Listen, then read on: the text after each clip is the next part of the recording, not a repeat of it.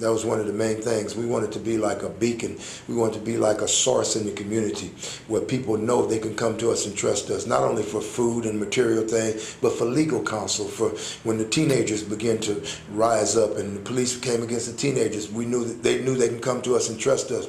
We had a summer youth employment program at one time where we were actually working with over 100 students a session.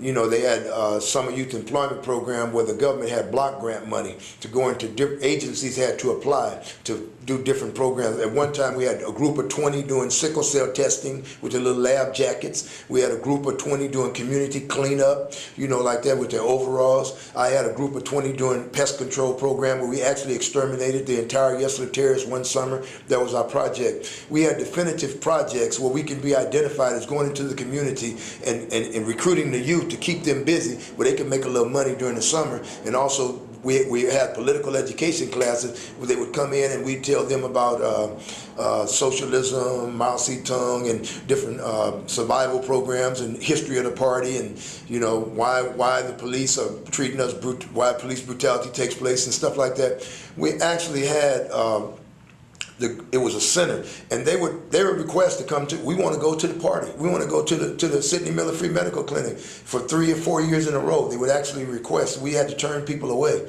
you know, like that because we didn't have a facility.